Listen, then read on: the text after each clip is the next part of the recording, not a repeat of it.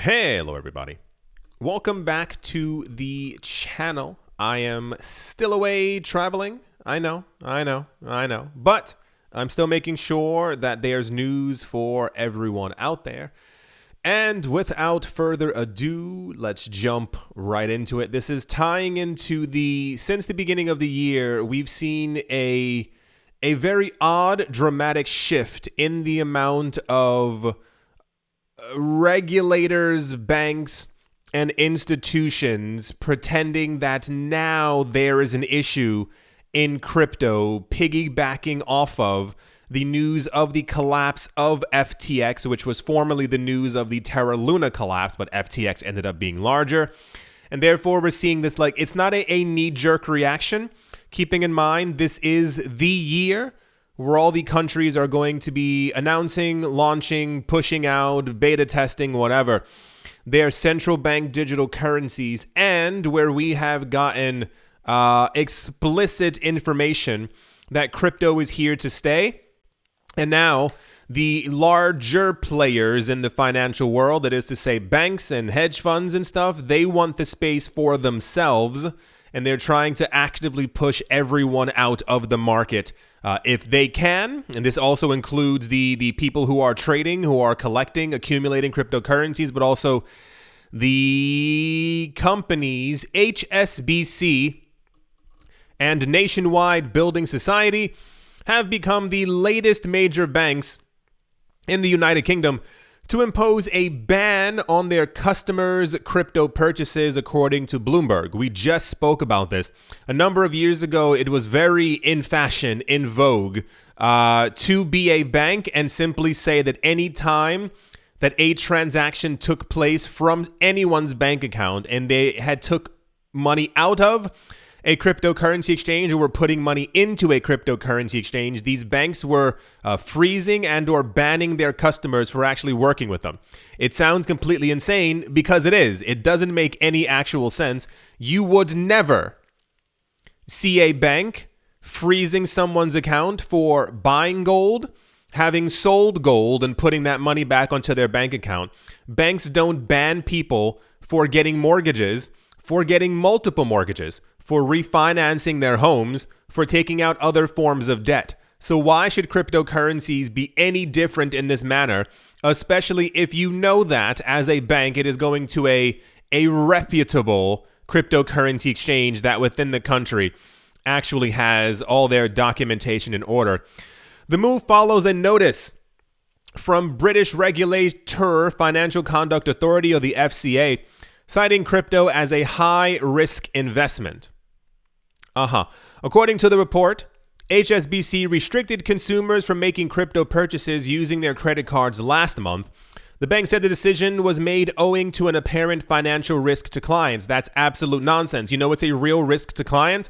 Allowing people to take out a mortgage for £500,000 that they will never probably be able to pay back because they're only making £2,000 per month. That's an actual financial risk.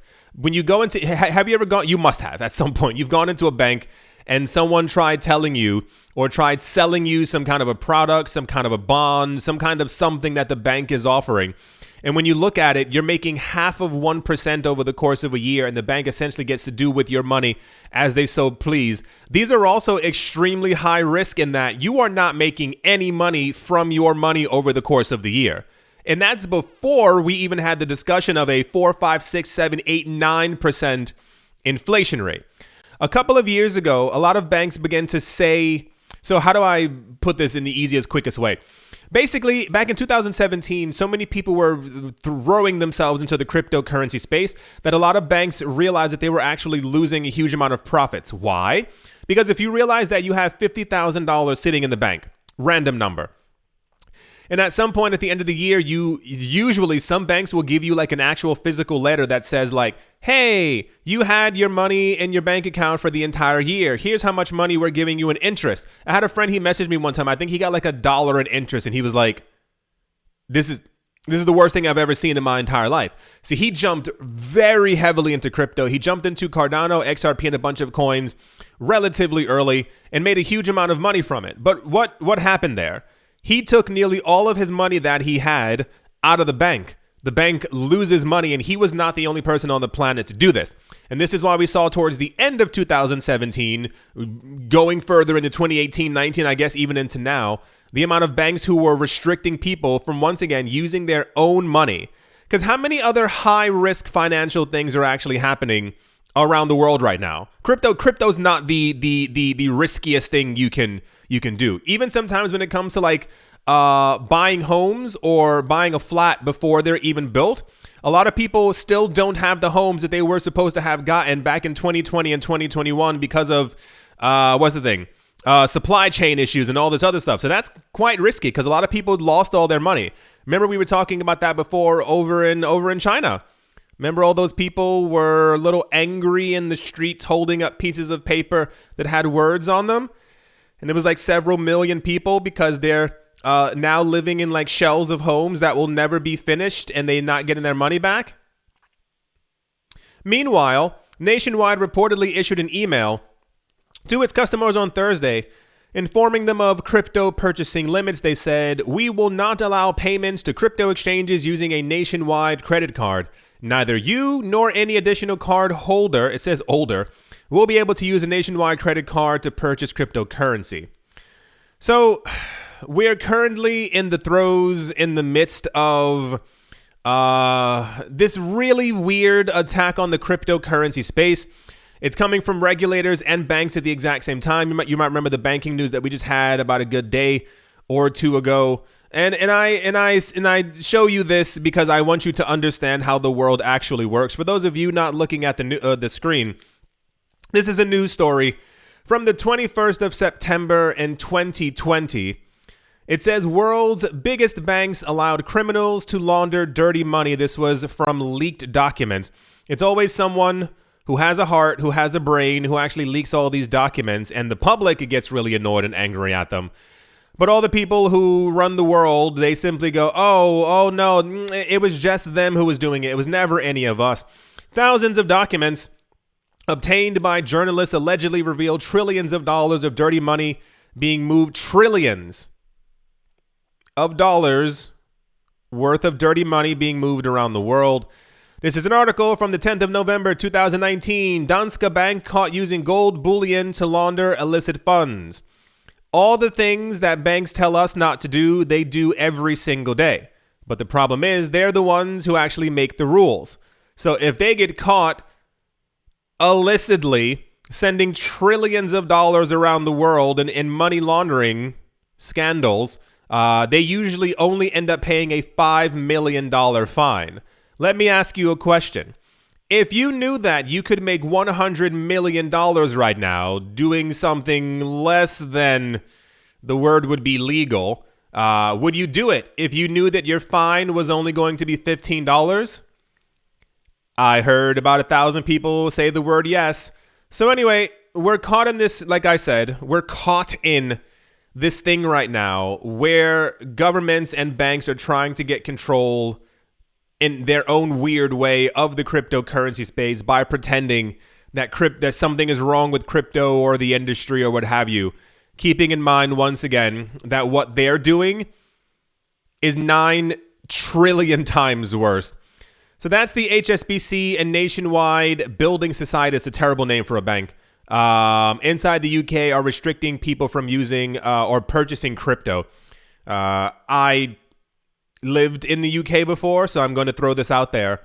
There are other banks besides those two, so just switch on over because, logic. That's the HSBC Nationwide Building Society. Terrible name for a bank news. And yeah, let's move on. Also in very popular news, Crypto.com, a US-based cryptocurrency exchange, has announced the listing of Bone. Yes, the coin is called Bone, like B-O-N-E, the governance token for Shiba Swap on its platform. In a Twitter post confirming the listing, Crypto.com let its users know that they could immediately trade Bone against the US dollar on their platform. And here's the tweet for it right here. Bone is a newly created altcoin proposed for fee payments on Shibarium. the Layer 2 upcoming Layer 2 protocol for the Shiba Inu ecosystem. It is a multifunctional token that will fuel operations on Shiba Swap's decentralized finance exchanges and a decentralized exchange for the Shiba Inu ecosystem. It says Shibarium is the most anticipated release in 2023. And I know other people are waiting for other things to happen with Cardano and Monero and Jaguaro and all the other coins. But this is in the news every single day. I can't wait till this thing is finally launched so people can stop talking about it, because it's all over the place. It is a protocol expected to allow developers to build scalable apps.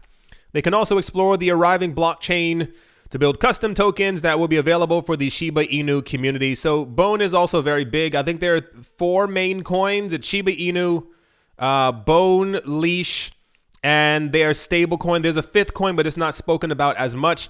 I think Bone was in the news recently because I think it's doubled in price. I think it's doubled in price since the beginning of this year. It's meant to be like the coin that you need for their decentralized stuff that's going to be running on top of the Shiba Inu protocol. So cool. Wonderful.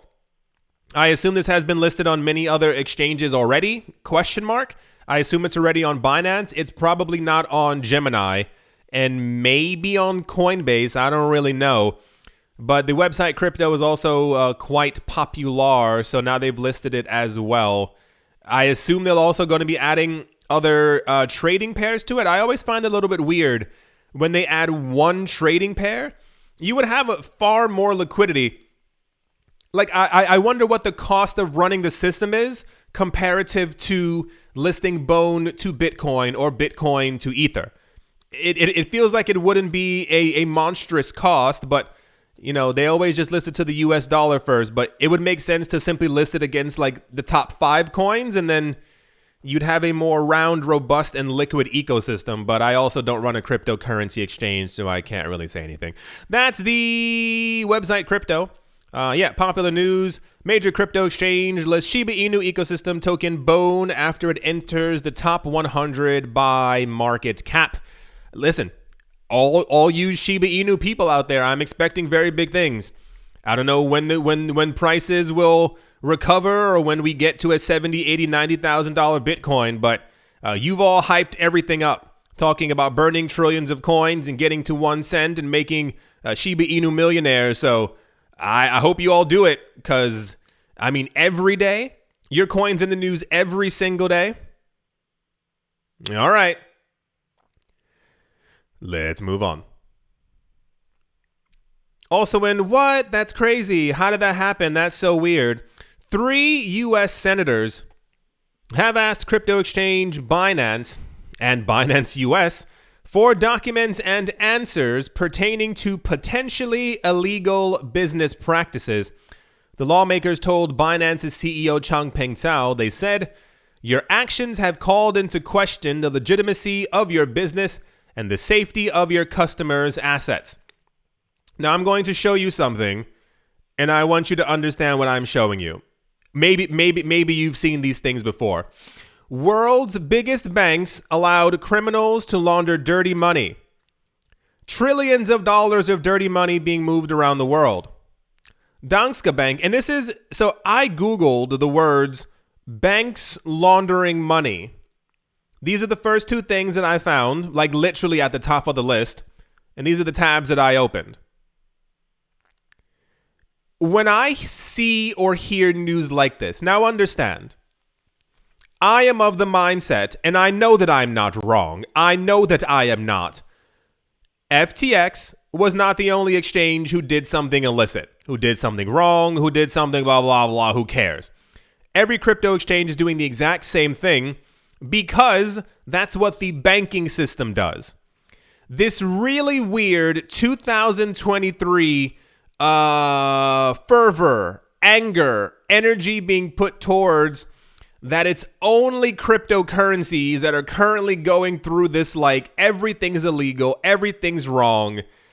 It doesn't, of course, it doesn't sit right with me, but it's so frustrating to see this all the time. And especially have it be so ramped up over the course of this year. And I listen. It's mainly US politicians who are doing this. You can't have the audacity to not have released cryptocurrency regulations and then at every single step claim that someone or a company is doing something wrong when they don't have any proper regulations.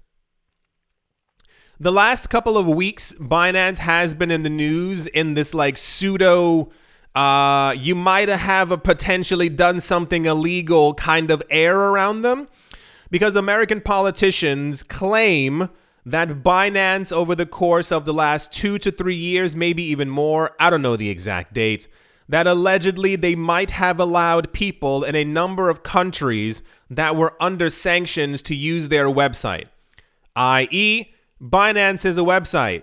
People may have gone onto Binance from countries that they should, and I air quotes here, should not have been allowed to because they were under US sanctions. These people used it, maybe with the VPN. We're living in the future. That's how a lot of people do stuff online now.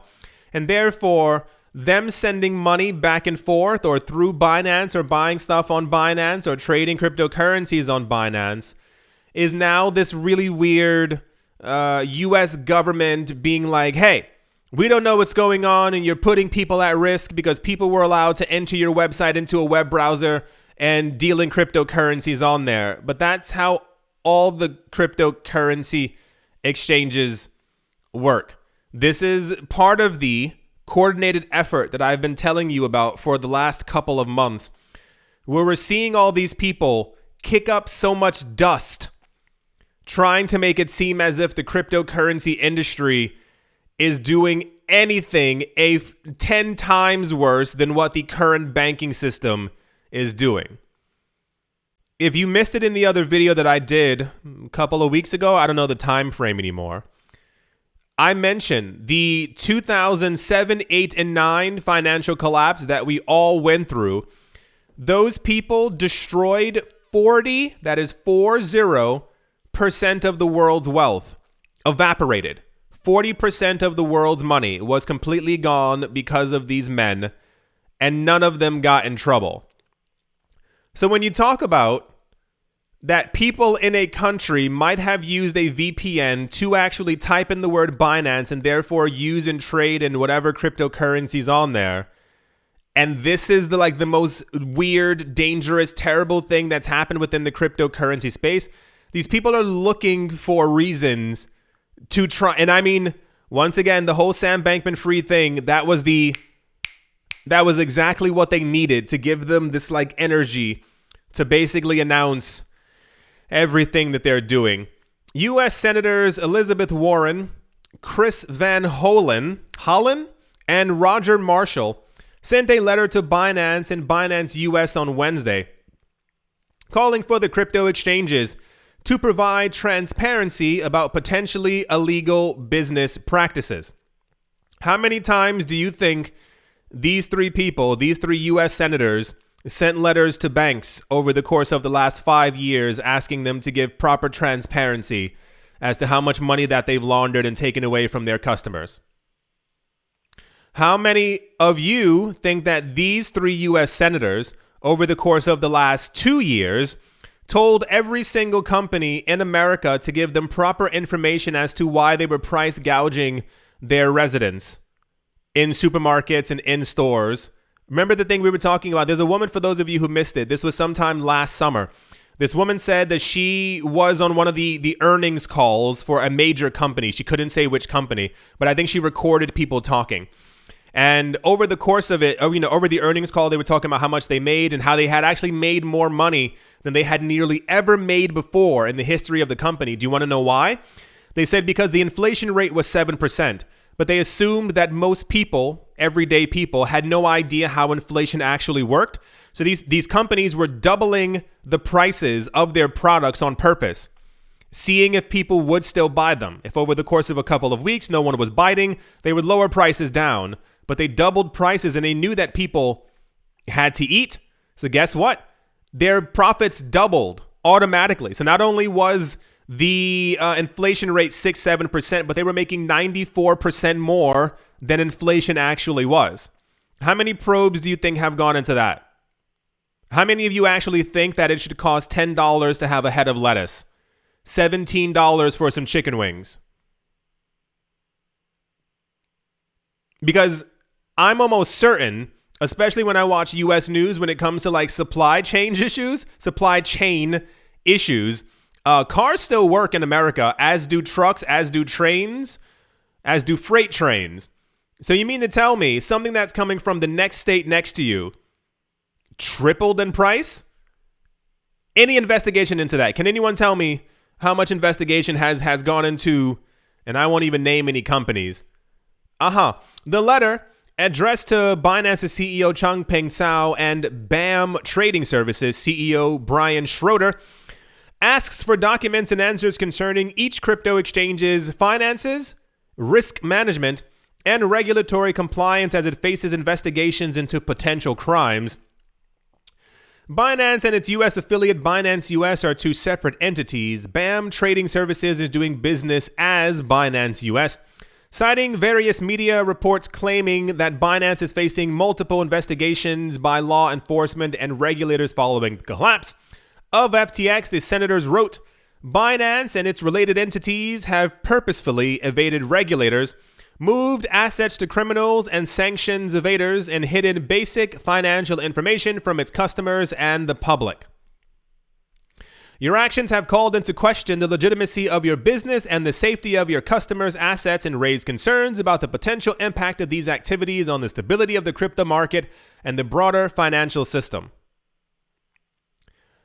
I hope one day, this is one of my hopes, that we eventually live in a world where corruption has maybe all but been eradicated, where we have no longer a discussion of corruption. I can't really dig any further into that. That is not me claiming that these 3 U.S. senators are corrupt. I know nothing of what they do, and I frankly do not care. But to see the constant nonsensical rampage against the cryptocurrency market, when not only are job numbers down, unemployment is up, inflation continues to rise, the people who printed trillions of dollars in the beginning of 2020, who ruined the world's economy, I assume these 3 U.S. senators aren't looking into the Fed and why they printed trillions of dollars and why the people who made out like bandits, you must have seen videos and documentaries. The 1% of the 1%, they made hundreds of billions of dollars as everyone else was meant to stay inside of their premises. I assume there's no investigation into that either. That's the trend of 2023 news, as it's the main topic of discussion. It says U.S. senators accuse Binance of facilitating illegal activity. How about looking into the banks and also the rental market? People's rents have been going up by 50% in the States. I assume they're not looking at that. Also, there's a documentary. I'm sure you can find it. It's something along the lines of, you can find it on YouTube. It was titled like how the UK became the something for Russian money, like Russian oligarch money. It's a very interesting watch. It basically is Canada, the US, and the UK, allegedly, according to the documentaries, basically all but opened their doors to people who allegedly have billions of dollars from less than nice practices just so that they could get their money. And then when we got news of events that started last year, you know what I'm talking about, you know, the thing, all the countries are now like, what? How'd that money get into our borders? It's not like we signed off on it. That's so completely crazy. So once again, crypto is the enemy. Crypto is the worst thing in the entire world. The idea of think of this. The idea of allowing people freedom over their money, how much money they make and where they can send their money to and how they deal with their own finances is the worst thing on the planet. Yeah. That's the U.S. senators accused Binance of facilitating illegal activity news. And yeah, let's move on. Also in, sure, why not?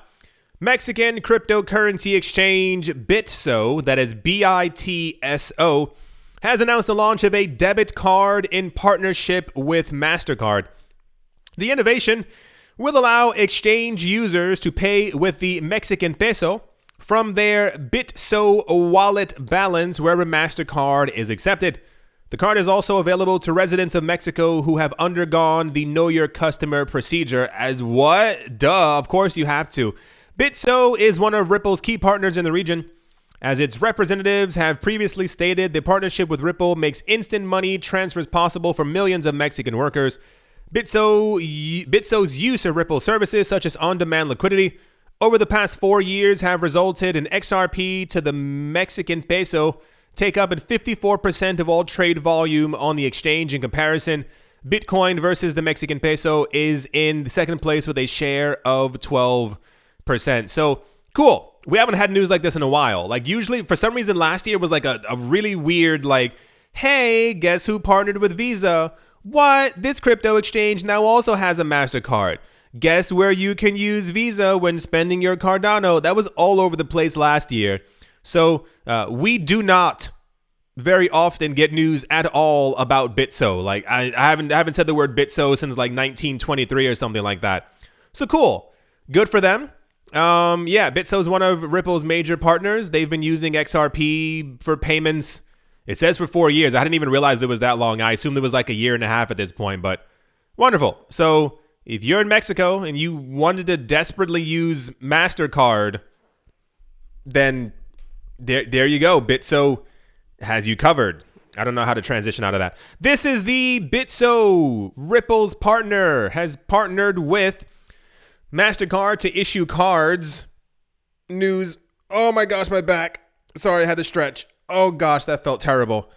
And yeah. Oh gosh, I need a new mattress. Let's move on. Oh, that felt horrible. There was way too much cracking there. Yeah. I do hope that you have all enjoyed. I hope your days are going well. I know there's just a lot going on all the time.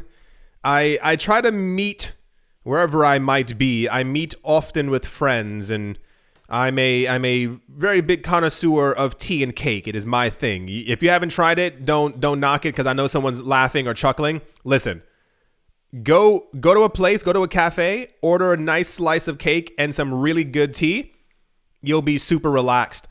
But all the stuff going on, not only in the world, but also in like financial markets, the cryptocurrency markets, it's very draining. It's very, very draining. I know I'm not the only one. So as always, like I mentioned before, try and do something nice for yourself. Try and find a day or two out of the week where you order in some pizza, order in some food, get some ice cream, call a couple of friends over, watch a movie you all haven't watched since you were kids or since you were younger, something that makes you laugh. It helps a lot. Thank you all once again for watching, listening, liking, commenting, and or supporting. And I will most certainly be talking to you all soon. See you.